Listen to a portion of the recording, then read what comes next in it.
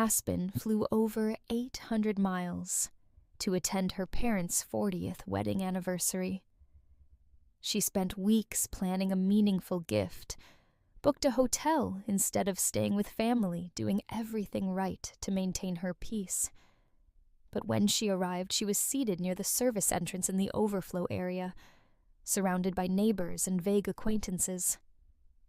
That was the moment it hit her. This wasn't a one-time oversight. It was a pattern, a message. And Aspen was finally done pretending she didn't see it. Ever felt like an outsider in your own family? Drop a comment below.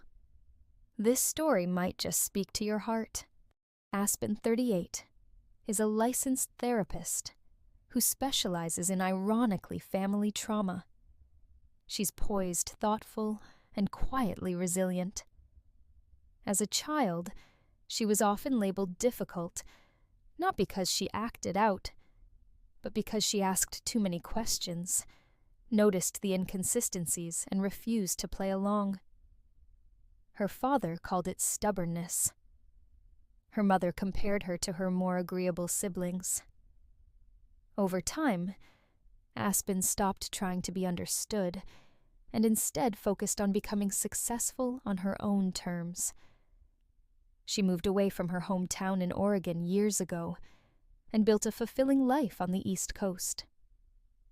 When she did visit home, she kept her distance emotionally and geographically. She stayed in hotels. She brought neutral energy. She didn't stir the pot. She believed that healing meant not expecting much, but this anniversary trip felt different. She came with intention, with hope.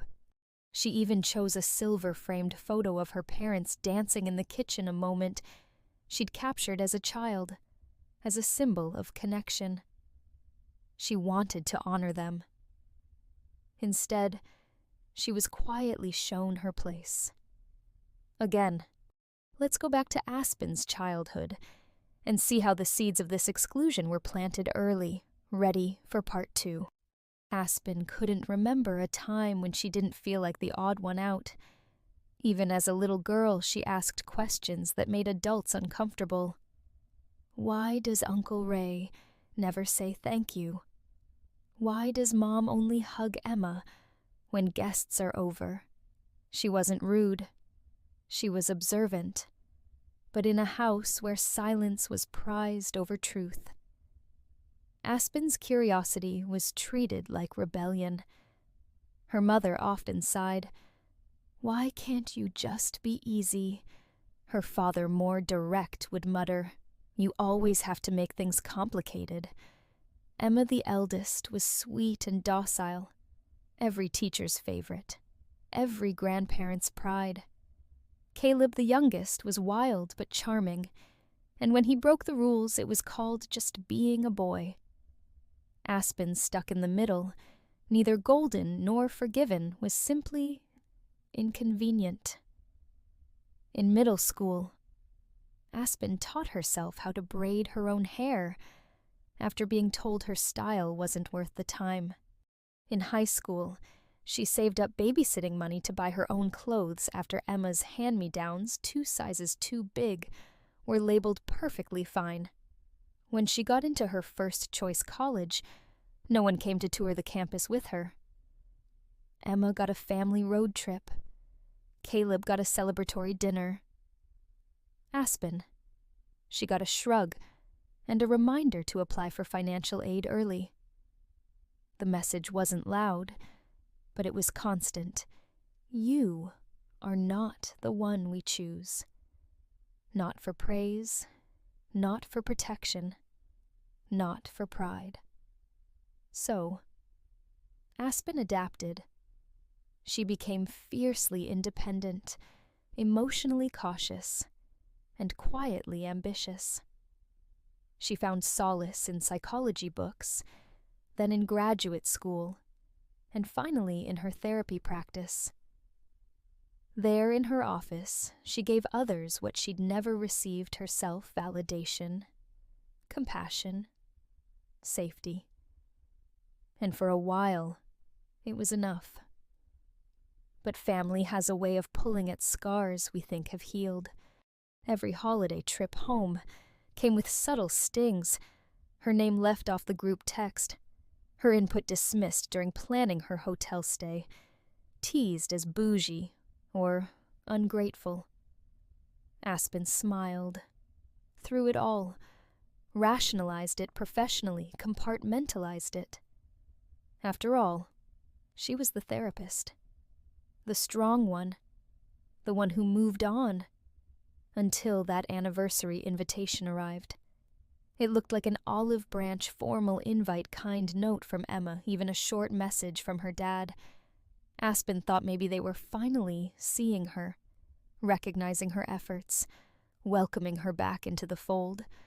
But that hope would be tested the moment she walked through the banquet hall doors. The celebration begins, and Aspen is faced with a moment of quiet humiliation that brings everything crashing into focus. Shall we continue with part 3? The anniversary celebration was held at a vineyard just outside of Portland, a sprawling estate with manicured hedges, string lights, and a view that could make any photo look magical. Aspen arrived early, her silver gift bag in hand, her heart cautiously hopeful.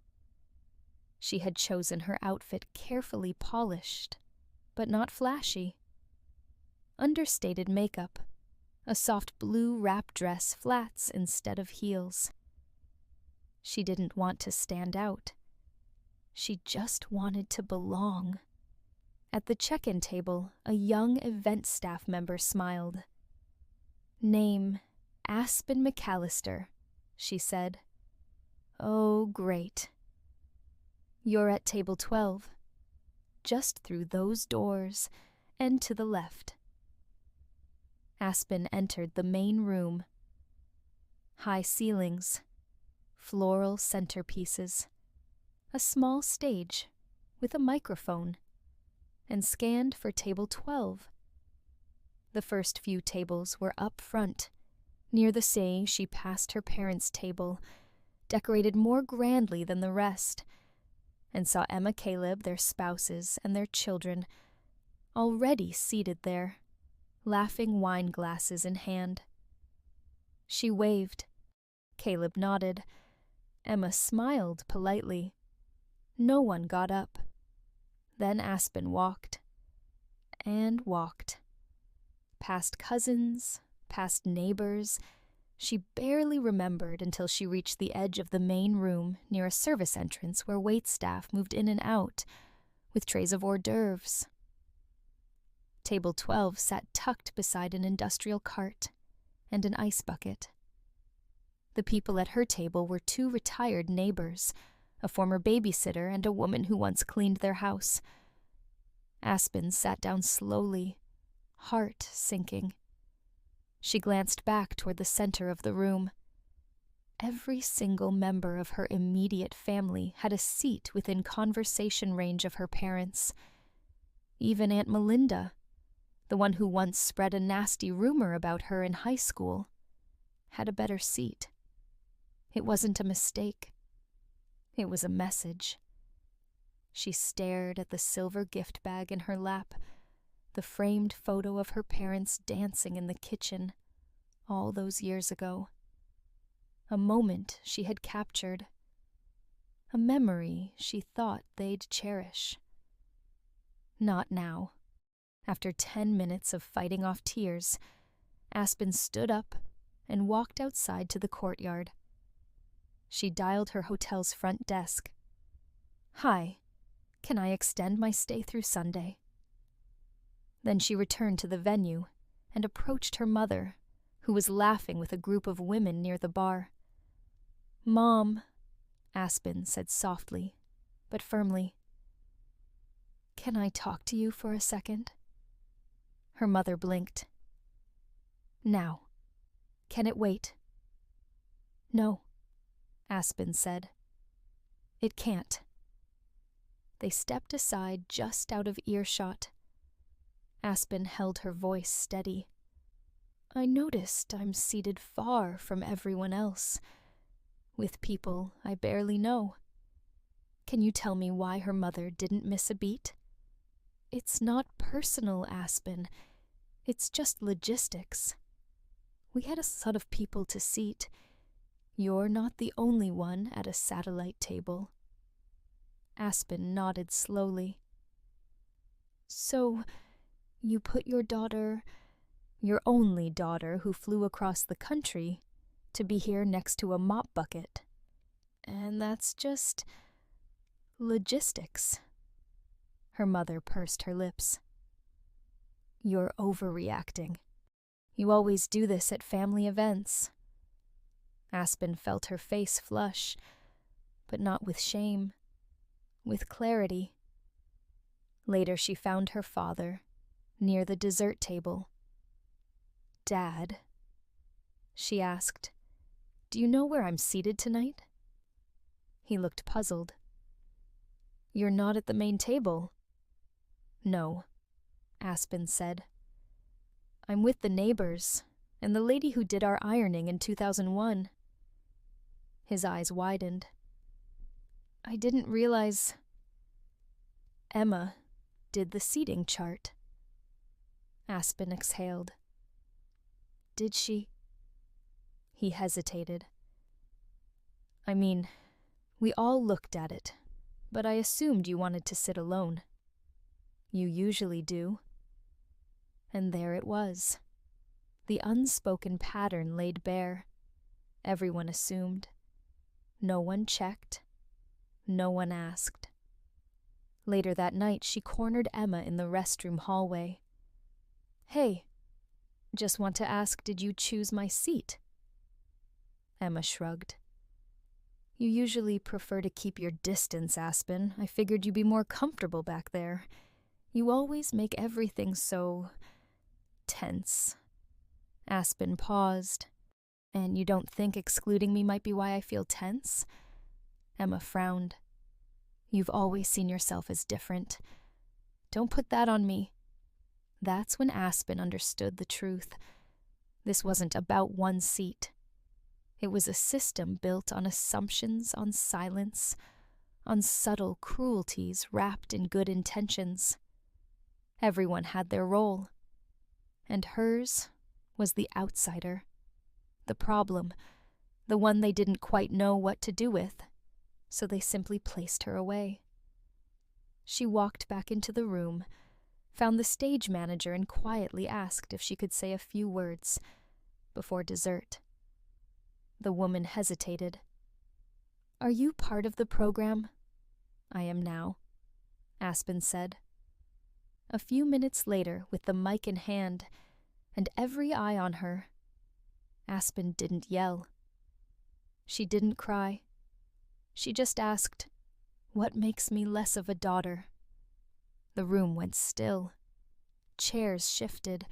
Glasses clinked against teeth. Her mother opened her mouth but said nothing. Her father looked like he'd just been slapped. Emma stared down at her hands. Caleb leaned back, finally beginning to connect the dots. The silence was louder than applause. The night ends, but Aspen's story doesn't. Her next move isn't an exit, but a quiet act of power that will redefine everything. Ready for part 4. After Aspen's question, what makes me less of a daughter? Echoed through the vineyard hall. The silence that followed was devastating. Not dramatic, not thunderous, just hollow, the kind of silence where truths hang heavy and no one dares touch them. Her father stood confused and wounded, visibly shaken. Her mother still hadn't found her words. Aspen placed the microphone down, slowly turned, and walked off the stage, not in anger, but in the kind of composure that's built from years of self-control, the kind that burns only from the inside.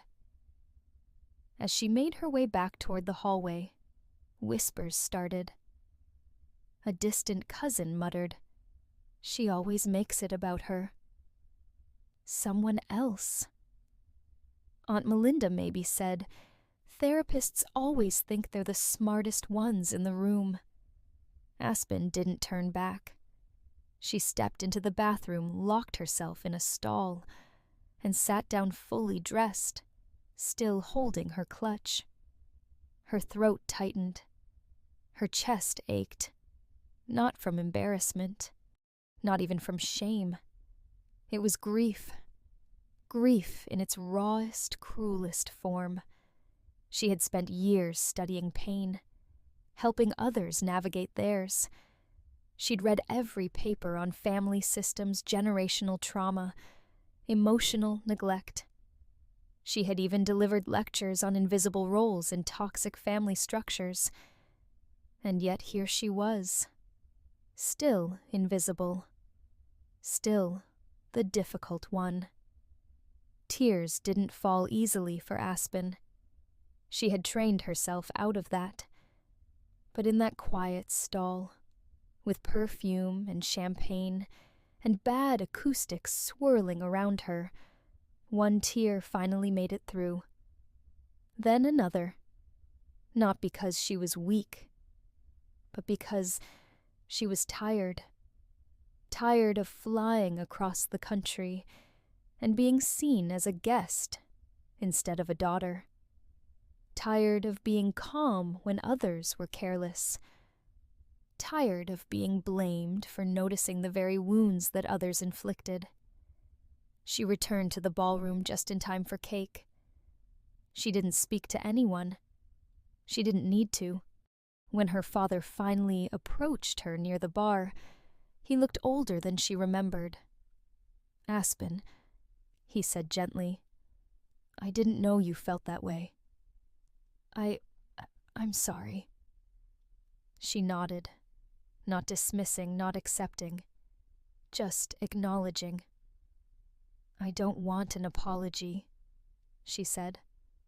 "I want awareness. I want to stop being the only one who notices." He nodded slowly. "I thought you were doing okay." "You never needed anything." "I stopped asking," Aspen said, voice steady. "That's not the same as not needing." A beat passed between them. Then two. "I'll talk to your mother," he offered, unsure of his footing. "No," Aspen said. "I will, but not tonight." At that moment, Emma and Caleb approached, both awkward, clearly rattled. Emma avoided eye contact. Caleb tried first. "I didn't realize how bad it was," he admitted. "I just thought you liked the distance." "I adapted," Aspen replied. "You mistook that for preference." Emma crossed her arms. "You've always been hard to connect with, Aspen." Aspen met her gaze. "Because I don't laugh at being dismissed. Because I don't pretend everything's fine." Emma flinched. Caleb stepped in. "I think we owe you a better conversation. Not here. Not like this." Aspen didn't agree. She didn't protest. She just let it land. Later that night, she left before the group photo was taken, before the dancing, before her siblings could rewrite the scene into something more comfortable for them. Let them remember it how they wanted. She would remember the truth. And in her hotel room alone, Aspen took a long breath and whispered into the quiet, "This is not mine to carry anymore." But something shifted in Aspen that night, and instead of walking away, she chose to step into her truth more fully than ever before, ready for part 5. The next morning, the sun broke gently over the Portland hills. Aspen sat at the window of her hotel suite sipping black coffee, staring at nothing in particular. She hadn't slept much, but she felt strangely clear. For the first time in years, she hadn't minimized her experience. She hadn't swallowed discomfort for the sake of keeping peace. She had spoken her truth plainly and publicly, and the world hadn't ended. In fact, it had finally started to shift. She opened her laptop and wrote a single email. Subject breakfast invitation. She sent it to her mother, Father Caleb, and Emma. I'd like to talk. Today. No stage, no seating charts. Just breakfast. 9:30. Miller's Cafe on Hawthorne. I'll be there, whether you show or not. No threats. No guilt. Just a boundary wrapped in grace. At 9:28, she arrived at the cafe and claimed a quiet table near the window. She ordered coffee for herself and a pot for the table. She pulled out a small notebook, the one she used with clients, and waited. To her surprise, her father walked in first. Then Caleb. Then slowly Emma. Her mother was last sunglasses on indoors, her lips drawn tight. No one said much at first. Aspen didn't lead with accusations or a checklist of wrongs. She didn't wear her daughter identity today. She wore her therapist's calm, her womanhood's resolve. I invited you here, she began, because last night showed me how deeply our dynamics are stuck. And I'm not interested in blaming anyone, but I am interested in shifting them. Her mother sighed. You embarrassed us last night. Aspen nodded. I understand. That's how it felt. I also felt humiliated. And unlike you, I was seated by the mop bucket. Her father tried to interrupt. Aspen raised a hand. This isn't about punishment. It's about recognition. She continued. I'm not asking to be favored. I'm asking to be treated fairly. That's the only seat I've ever wanted at this table. There was silence. Then unexpectedly, Caleb spoke. I see it now. You've been excluded in ways we didn't want to name, because we benefited from not noticing. Emma looked down. Her mother's voice cracked. I thought you were strong. I thought you didn't need coddling. Aspen's voice softened. Strong doesn't mean invincible. And being left out isn't the same as being independent. They sat there for nearly an hour. No one solved anything. But something had been named. That was enough for now. When the bill came, Aspen reached for her wallet. Her father stopped her. No, he said. You invited us, but we showed up. Let us cover this. Aspen nodded once. A quiet understanding passed between them, not forgiveness, but recognition, and that was the beginning. Now that Aspen has spoken her truth and held space for change, what consequences and possibilities will unfold in her family dynamic part 6 is where everything starts to land. A few days after that breakfast conversation, Aspen made her next move clear and deliberate. She sent a formal message to her family, outlining her expectations for future gatherings I will attend only if I am truly included. No more overflow seats or last-minute exclusions. Fairness, respect, and acknowledgement are non-negotiable. The reaction was immediate. Her mother called first voice, shaky defensive, but no longer dismissive. "Aspen, this is harder than you think. We never meant to hurt you." Her siblings exchanged awkward texts behind the scenes. Some were angry, some confused. But none could ignore the truth Aspen had exposed. At the next family event, something unprecedented happened. Aspen walked in confidently, and this time her seat was front and center, right at the main table, directly across from her parents. There was no awkward overflow, no whispered justifications. Her presence was undeniable. Her father caught her eye and nodded with quiet apology. Her mother's eyes brimmed with tears and unspoken admission of fault. For once, the family could no longer pretend Aspen was the difficult one. Instead, she was the daughter who had quietly fought for her place, and won.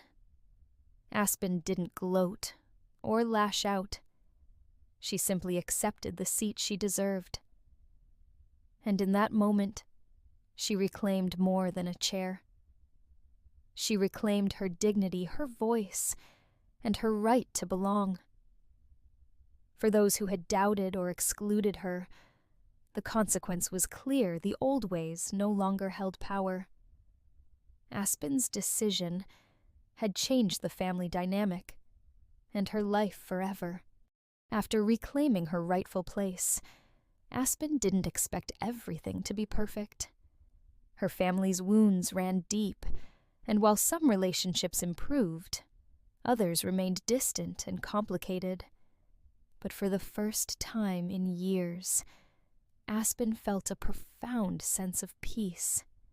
She was no longer invisible, no longer silenced by old patterns. She learned that true healing doesn't come from others' approval, but from honoring her own worth. Setting clear boundaries and standing firm on fairness gave her freedom to grow beyond the roles others tried to assign her. Aspen's journey taught her and reminds us all that being recognized is not about fitting someone else's mold, but about demanding respect for who we truly are. Sometimes the hardest battles lead to the most meaningful victories. Her story is a powerful lesson. Never settle for less than you deserve, and never let anyone define your value. When you protect your dignity and choose yourself first, you create the space for authentic connection and growth. If Aspen's story resonated with you, share your own journey in the comments below. And don't forget to subscribe for more stories of courage, healing, and standing up for yourself.